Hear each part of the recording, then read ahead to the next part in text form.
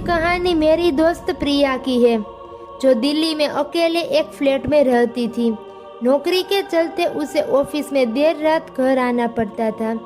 Flat तीसरी मंजिल पर था और लिफ्ट कई दिनों से खराब थी। वो सीढ़ियों से ही ऊपर जाती थी। सब कुछ ठीक चल रहा था जब एक रात कुछ अजीब हुआ। उस रात लगभग 1:15 का वक्त रहा होगा। प्रिया थकी हुई थी और सीढ़ियाँ चढ़ रही थी। जब वो दूसरी मंजिल पर पहुंची तो उसे ऐसा लगा जैसे कोई उसे पीछे पीछे आ रहा हो, लेकिन मुड़ने पर वही कोई नहीं था। वो हंस दी, शायद थकावट की वजह से वहम हो रहा हो। जैसे ही वो तीसरी मंजिल पर पहुंची, उसने देखा एक परछाई सीढ़ियों के कोने में खड़ी थी, इतनी हल्की और घुघली जैसे किसी ने खुद को छिपा रखा हो। उसने पूछा, कौन है वहाँ? लेकिन कोई जवाब नहीं आया। वो डरते हुए जल्दी से अपने फ्लैट में घुसी, दरवाजा बंद किया और पूरी रात लाइट जलाकर सो गई। अगले दिन वो सोचने लगी कि शायद सच में कोई तो था, कोई आदमी जो छिपा था। उसने सोसाइटी में सिक्योरिटी से बात की, लेकिन उन्होंने कहा, मैडम वहाँ कोई नहीं जा सकता, क्योंकि उस वक्त गेट बंद हो चुका था। लेकिन असली डरावनी बात तो अब शुरू हुई। उस रात फिर वही वक्त 1:15 बजे, और प्रिया को दरवाजे से बाहर सीढ़ियों पर किसी की चलने की धीमी आवाज़ आने लगी। पहले लगा कोई बिल्ली होगी, लेकिन फिर उसके दरवाजे के नीचे एक परछाई दिखी, बिल्कुल वैसे ही परछाई जैसी उसने पिछली रात देखी थी। ये परछाई कुछ सेकंडों तक रुकी, फिर गायब हो गई।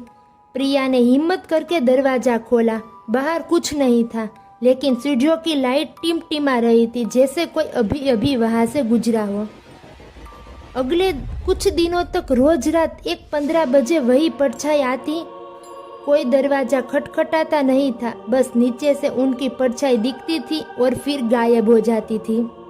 प्रिया ने सीसीटीवी चेक करने की सोची, लेकिन उसके फ्लोर पर कैमरा नहीं था।